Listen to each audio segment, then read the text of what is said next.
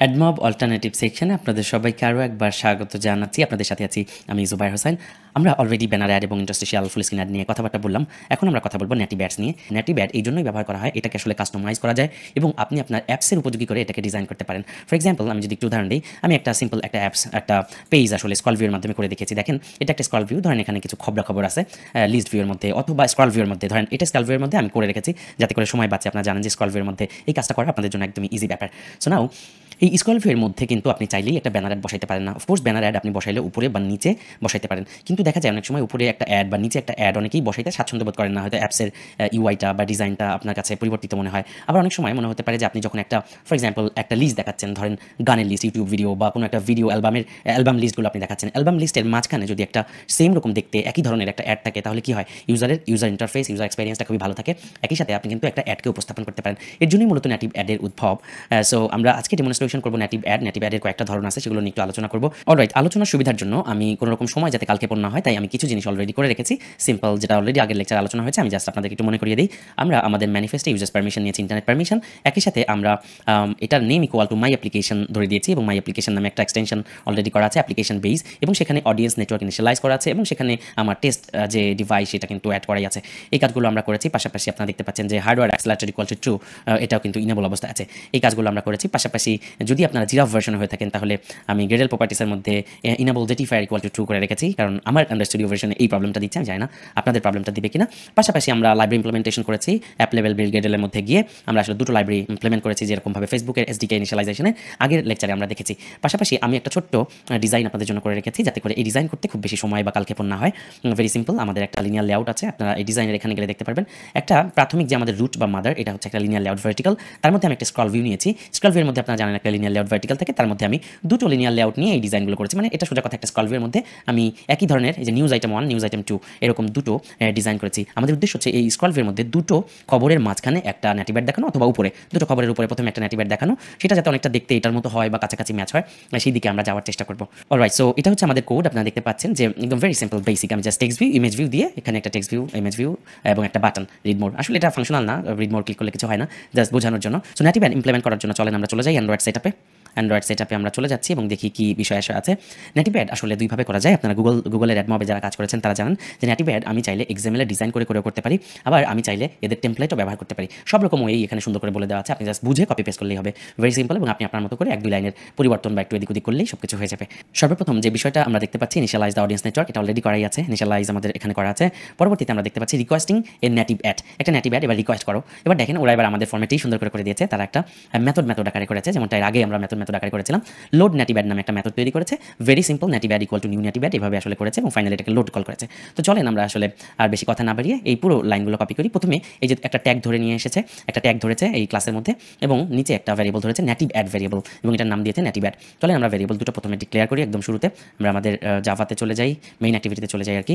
Main অ্যাক্টিভিটির মধ্যে আমরা শুরুতে ভ্যারিয়েবল দুটো ডিক্লেয়ার করলাম, অল্টার এন্টার চেপে আমরা ইম্পোর্ট করে নিলাম নেটিভ অ্যাড। একটা ট্যাগ ধরেছি, ট্যাগ হচ্ছে native activity get class get simple name. Very simple, যেটা আছে সেটাই থাকুক। আমরা একটা নেটিভ অ্যাডের ভ্যারিয়েবল ধরলাম। এবার তারা যেটা করেছে, তারা একটা আকারে করেছে, এটাকে একটা মেথড আকারে সুন্দর করে সাজিয়ে দিয়েছে। সো এটা হচ্ছে private void load native add. So পুরো মেথডটাকে যদি আমি কপি করি, এই যে লাস্ট সেকেন্ড ব্র্যাকেট থেকে শুরু করে আমি পুরো নেটিভ অ্যাডটাকে জাস্ট লোড করার যে ফাংশনগুলো সেগুলো কল করলাম। দেখেন ভেরি সিম্পল, আমাদের ব্যানার অ্যাড অথবা ইন্টারস্টিশিয়াল অ্যাডে ঠিক যেমনটা কোড করেছি এক্স্যাক্টলি বলা যায় অনুরূপ কাছাকাছি। এবং আরেকটা জিনিস আমি যেটা দেখলাম, অ্যাডমব বা অন্য অ্যাড নেটওয়ার্ক থেকে ফেসবুকের ডকুমেন্টেশনগুলো কিন্তু অনেক সুন্দর এবং অনেক গোছানো। অলরাইট, সো আমরা আমাদের মেথডটা নিয়ে নিলাম, এগুলো একটু কেটে দিচ্ছি এবং একই সাথে আমি অল্টার এন্টার চেপে ইম্পোর্ট করে নিচ্ছি। Alright, so native add listener এটাকে আমরা অল্টার এন্টার চেপে ইম্পোর্ট করে নিলাম। আমরা অ্যাডকে অল্টার এন্টার, যেটা আসলে লাল দাগ, সেটা আমরা আসলে অল্টার এন্টার চেপে ইম্পোর্ট করে নিচ্ছি। অ্যাড এরর, এটাকে আমরা ইম্পোর্ট করে নিচ্ছি এবং আমরা দেখতে পাচ্ছি সব এরর গায়েব হয়ে গেছে। লিসেনারের ব্যাপারে অলরেডি আপনারা এর আগে জানেন, native add listener equal to new native listener. Very simple, native listener এখানে শুরু হয়েছে, এখানে শেষ হচ্ছে। নেটিভ লিসেনারের মধ্যে কিছু মেথড আসবে, আপনারা ভালো মতোই জানেন। এখানে মেথডগুলো একটু ভিন্নতা আছে, যেমন on media downloaded, on error, বুঝতেই পারছেন কখন কল হয়, যখন এরর হয় তখন অন এরর কল হয়। অন অ্যাড লোডেড কল হয় যখন অ্যাড লোডেড হয়ে গেছে। অন অ্যাড ক্লিকড কল হয় যখন ক্লিক হয়ে যাবে তখন। এবং ফাইনালি natibat.load@, এটার মাধ্যমে natibat.build load config with listener, এইভাবে আমরা আসলে natibat-কে বিল্ড করার রিকোয়েস্ট দিয়ে দিলাম। এই তো গেল লোড natibat একটা মেথড আমি কপি পেস্ট করে নিয়ে আসলাম।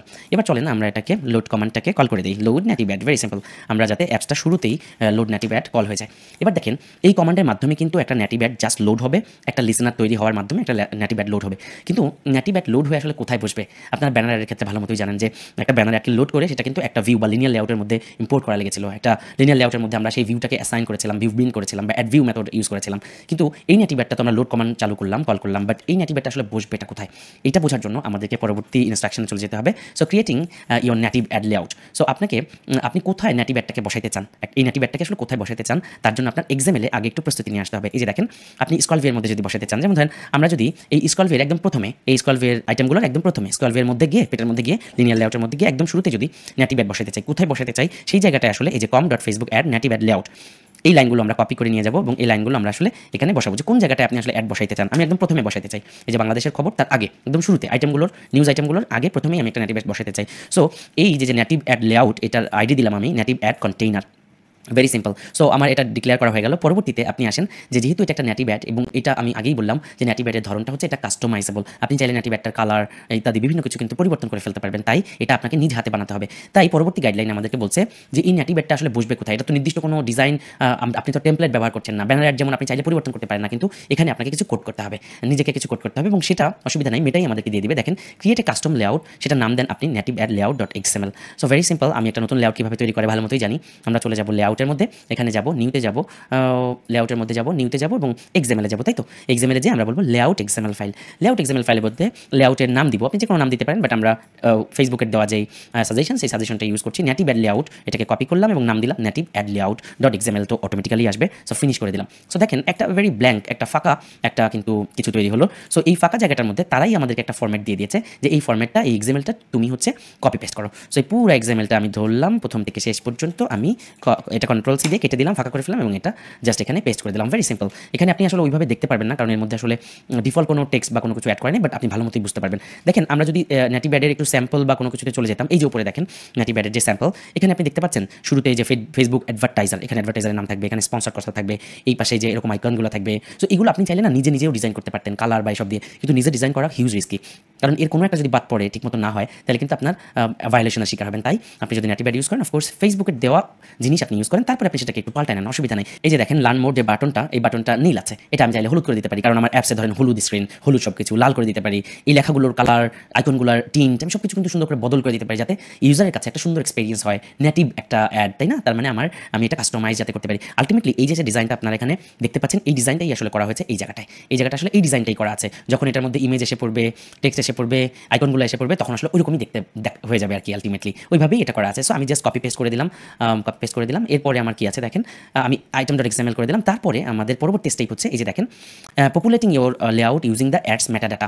সো এবার হচ্ছে এই যে লোড nativat যে মেথডটা আপনি কল করেছেন, সেখানে আপনি নিশ্চয়ই এই লাইনটা চেনেন, আপনি সেখানে লিসেনার তৈরি করেছেন। লিসেনারের পেটের মধ্যে আপনি খেয়াল করেন যে অন অ্যাড লোডেড যে মেথডটা, অন অ্যাড লোডেডের মধ্যে আপনি আসলে এই ব্যাপারটা কল করবেন যে ইফ nativadd ইকুয়াল টু নাল, তার মানে এটা যদি nativatটা যদি ঠিকমতো লোড না হয়ে থাকে, তাহলে রিটার্ন কথাটার মানে হলো সে ফিরে যাও, মানে এই পরের লাইন আর এক্সিকিউট করার দরকার নাই, এটা রিটার্ন করো। আর যদি অ্যাডটা তার মধ্যে nativadd-এর মধ্যে থেকে থাকে, তাহলে সেটা কি করো, তাহলে সেটা ইনফ্লেট অ্যাড, মানে আরেকটা মেথডকে কল করেছে। Very simple. দেখেন আমি কপি পেস্ট করি, তারপরে আপনাদেরকে বুঝাই। তার মানে এই যে লিসনার তো আমার এই বানানোই আছে, কোথায়, আমি মেইন activity.java-র মধ্যে চলে যাই, আমার লিসনার তো বানানোই আছে। এই লিসনারের মধ্যে আমরা দেখতে পাচ্ছি on add loaded method. On add loaded মেথডের পেটের মধ্যে যে আপনি একটু জায়গা ফাঁকা করেন এবং এই জায়গাটায় আপনাকে লিখতে বলেছে এই লাইনটা, এই যে অন অ্যাড লোডেডের মধ্যে। ওকে, এটা জাস্ট কপি করে আমি এই অন অ্যাড লোডেড মেথডের মধ্যে নিয়ে গেলাম। দেখেন এটার মানে কি বুঝায়, একটা কন্ডিশন দিয়েছে শুরুতে যে if nativadd equal to null. nativadd কোনটা, এই যে nativadd অলরেডি ধরা আছে আগে।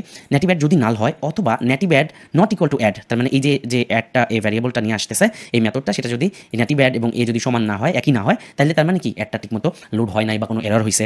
সো সেক্ষেত্রে রিটার্ন কথার মানে হলো পরবর্তী লাইনে আর যাওয়ার দরকার নাই, ফিরে যাও। হ্যাঁ, তখন আর এই লাইন আর কল হবে না, ঠিক আছে, এই মেথড থেকে বের হয়ে যাবে। আর যদি তা না হয়, সব কিছু ঠিকঠাক থাকে, তাহলে ইনফ্লেট অ্যাড, nativadd এর পেটের মধ্যে খাওয়াই দিলাম nativadd এবং ইনফ্লেট অ্যাডকে আমি কল করলাম। ইনফ্লেট অ্যাড কি? ইনফ্লেট অ্যাড আরেকটা মেথড, যেটা আমাকে ওরাই বানাই দিচ্ছে, আমাদের ফেসবুকে বানাই দিচ্ছে, এবং ফেসবুকের এই ইনফ্লেট অ্যাড মেথডটা আপনি জাস্ট কপি করে নিয়ে বসাই দিলেই অ্যাডটা আসলে রান হয়ে যাবে। তো এই লেকচার আমরা এই পর্যন্তই রাখি। পরবর্তী লেকচারে আমরা nativadd এর এই অংশটা পুরোপুরি কমপ্লিট করবো এবং আপনাদেরকে বোঝায় একদম দেখাই দিব।